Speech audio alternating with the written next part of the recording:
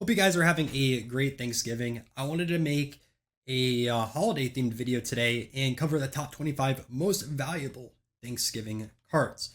My criteria for this video, first, I probably missed a few cards. Look, non-sports documentation in the hobby is severely lacking.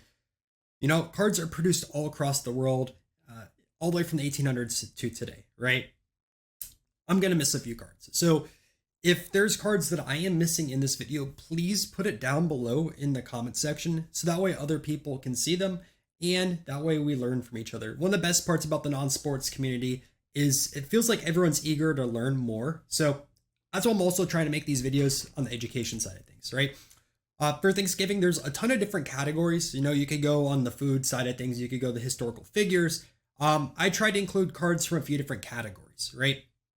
Also, it is impossible to highlight every aspect of Thanksgiving or just every Thanksgiving card in one video. That's why I have a top 25 over here. And also, there's a lot of different things that people sometimes classify as non-sports cards. And there could be arguments made for them, but since I don't have the expertise in them, I'm not going to be covering postcards, stereo views, CDVs, or tin types. There's probably a few other collectibles that people sometimes lump together with just normal standard cards. I may make videos on these in the future, but for this video series, that is not going to be the case. Also, this was originally as part of a 2-article series I was going to write for Topps Ripped. I sent it over to the editors. Haven't heard back yet, so I don't know if this is getting published or not on Thanksgiving. If it does get published, I'm going to post the link down below. I was going to make a separate video talking about writing for Topps, but I didn't find out if this article was going to get published today or not. So regardless, I will let you guys know. Also, and if you want to learn more about non-sports cards, well, I have a Facebook group, Vintage Non-Sports Card Collectors. We have 2,500 members now, which is awesome. And always trying to expand out the group as well and keep it informative. So make sure to join that if you are on Facebook and interested in non-sports cards. All right, so let's start off with the history of early Thanksgiving cards. One of the first ones that were out there was part of this 1889 Cameron and Sizer New Discoveries N462. Depicts the Pilgrims landing in 1620. My assumption is this is going to be the Mayflower also in the background, which would be two depictions, right? The first of the Mayflower as well as the first of the Pilgrims. This set is very tough to find individual cards for. Sometimes you'll see individual cards for sale on eBay, and they are out there. But if you're searching for one specific card in the set, it may take a while to find them. I know that because there's a few cards I'm searching for, although I lucked out on a recent auction to pick up a few from the set, including the card that you guys see right over here. Up next, we have 1889 Duke's Terrors of America. If you're a baseball collector, you might be familiar with the set. There's actually 9 baseball cards in the set. What's kind of odd about the Thanksgiving card is it's not on the checklist on the back. You can see the checklist right over here. I assume it's just a printing error because this card isn't short printed by any means. And there's space down there also to include that on there. I'm jumping to 1890. Dukes had a holiday set and they had holidays all the way across the world. They had stuff in Japan, Netherlands, UK, United States. There's quite a few from the United States. And you have this classic Thanksgiving Day card over here. We're going to jump to 1930. I'm sure there's a few that I skipped over, but I saw this recently posted in the Facebook group, and this is a pretty cool card, right? It's from the Time Marches On, which is a 1930s R release, and it shows Indians with pilgrims and also a turkey, and the set is full of historical moments. So with these out of the way, I wanted to go over some of the individuals that helped make the first Thanksgiving celebration possible. So let's start off this introduction with Samoset, who was the first American Indian to make contact with the Pilgrims when they landed in New England.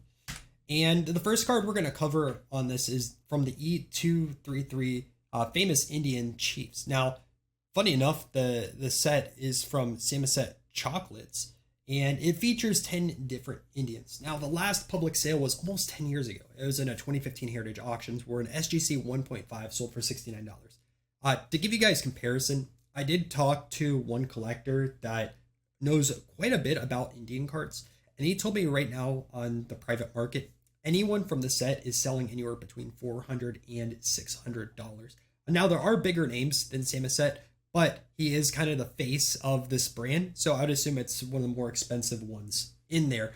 This is going to be the most expensive card I show you guys in this video. And that's a really, really tough one to find. From doing research in this video now, this set is on my radar, and there's a few I want to grab. Up next, we have a classic Gaudi Indian gum. Another thing I learned from my research on this is I didn't realize the set was distributed in waves. That's why you see that classification between like 1933 and 1940. Now, same set doesn't sell for too much. You know, you can typically find this card anywhere from $10 to $25. But one thing you'll know with like Gaudi cards or in general gum cards is there's always going to be some set collectors. This in a PSA 7 sells for $125. And obviously, you know, if you get an 8 or higher, it's going to multiply quite a bit. I'm going to feature some strip cards throughout the video. So I did want to have a call out on what strip cards are, because I'm not going to talk about it for every single slide. So they were a point of premium that was given out when someone wanted to have maybe like some candy or gum. A lot of these are anonymous, and the numbering on these are weird. When you think of sets, you would normally attribute it to starting at card number 1, you know, 1, 2, 3, 4, 5. You can throw out those rules for strip cards because sometimes they start at card number 1, sometimes they start at card number 800, sometimes they skip numbering altogether.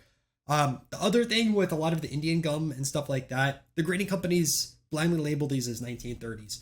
And this is heavily contested in the non-sports world because the imagery was directly lifted from the Gaudi Indian gums. Now, if the Gaudi cards were distributed from 1933 to 1940, odds are these hand-drawn cards were not produced before. And just to show you guys the imagery, right?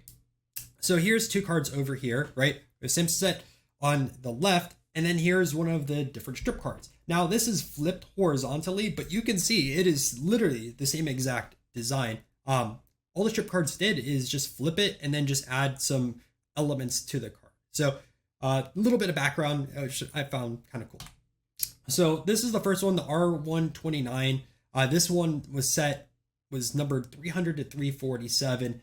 And what I did for all these is I talked about a little bit of what you could find in the set. Also to note, most of these you can find full sets anywhere from like $100 to $300 to $400. They've sold not all the time, but maybe yearly at the vintage non-sports auction. This set features Native Americans, presidents, and historical events.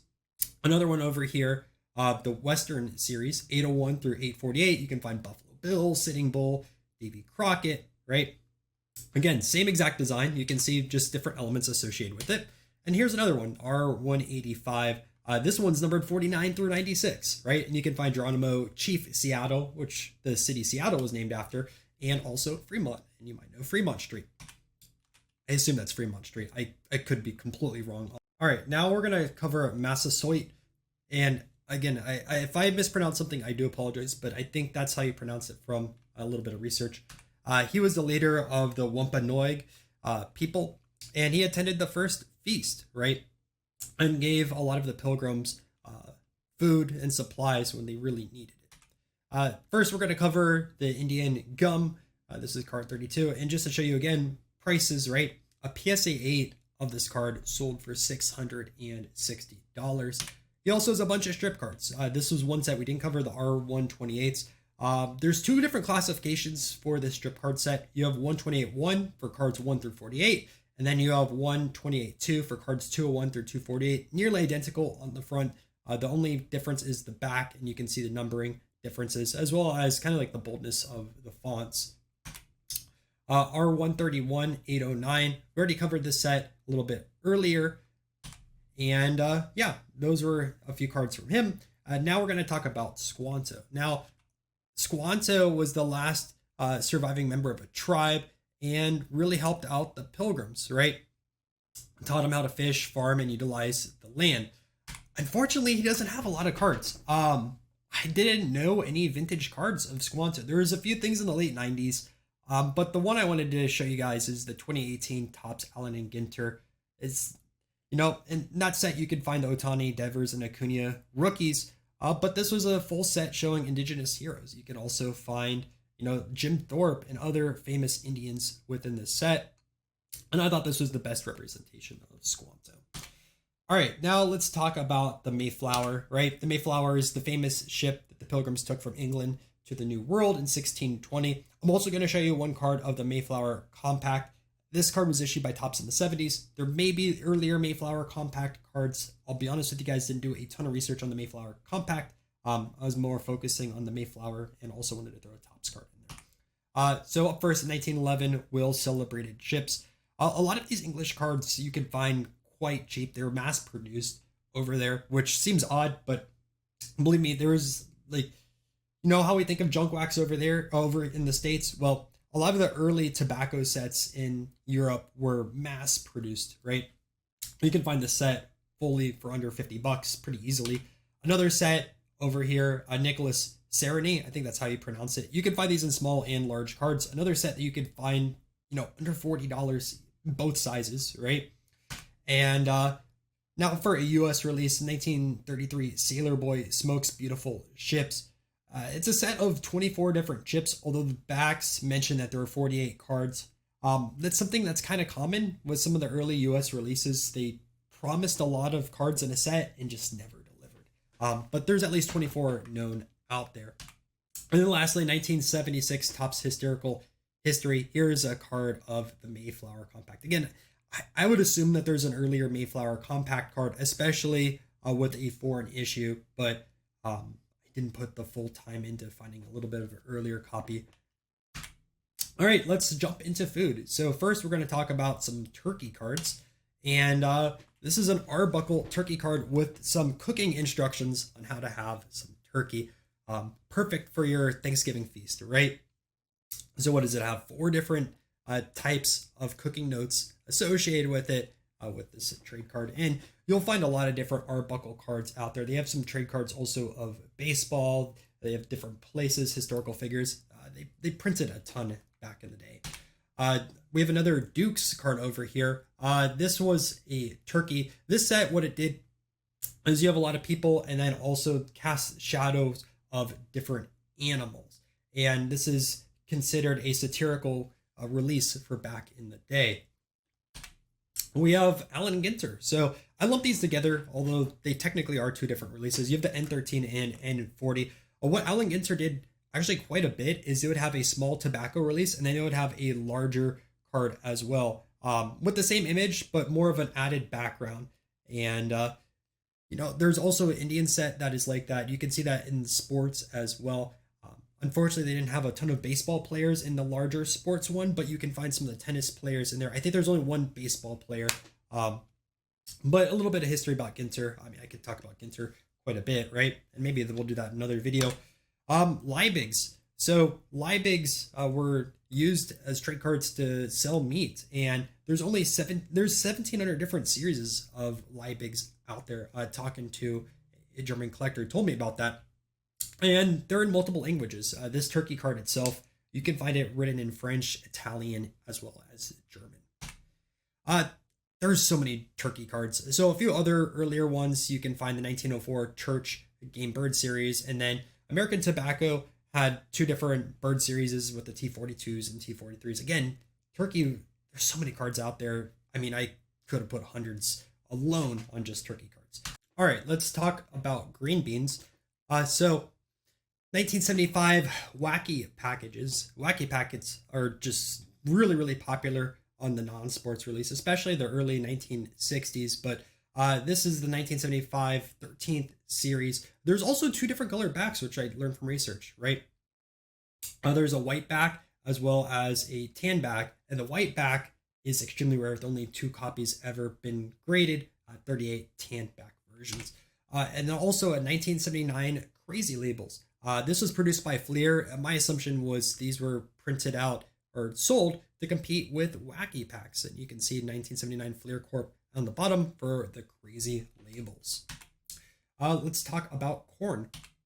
Another Arbuckle cooking of corn. How to throw this in over here. Also to mention, there's so many foods that I could have covered in this video. I just tried to find some stuff with some interesting cards. So here's one of Arbuckle with corn. Another one over here for Kinney Bros. The N228s, it's like 5 or 6 different types of these out there. probably should have had different namings instead of just all putting these together as N228s, but that's the classification that still stands to this day.